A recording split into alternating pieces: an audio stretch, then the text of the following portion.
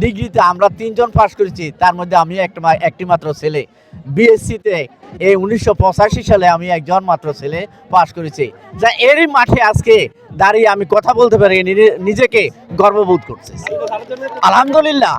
যারা ছাত্র, বিগত ফেসি সরকার, একটু আগে আমার প্রধান শিক্ষক সাহেব বলেছেন, বিগত ফেসি সরকার ছাত্রদেরকে তার বইয়ের পরিবর্তে যে অস্ত্র তুলে ধরেছিল, সেই অস্ত্রের মাধ্যমেই হাজার হাজার মায়ের বুক খালি করেছিল, হাজার হাজার ছাত্রকে গুলি করে তাদের অধিকার আদায়ের জন্য যখন তারা দাঁড়িয়েছিলেন, তাদেরকে নির্বিচারে পশুর মতো গুলি করে হত্যা করেছিল।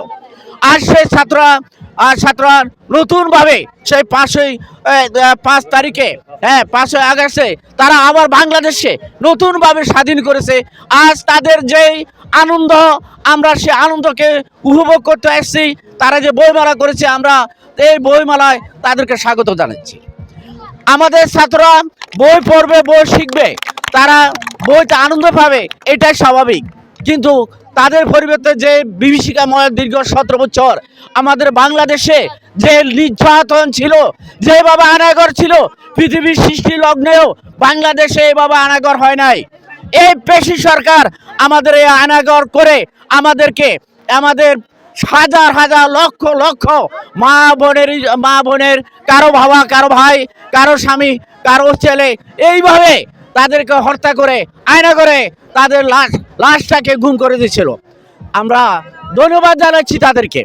তারা যে আজকে বইমেলা করে লাকসাম বইমেলায় 2025 লাকসাম বইমেলা হিসেবে স্বীকৃতি, আমরা তাদেরকে ধন্যবাদ জানাই, অভিনন্দন জানাই।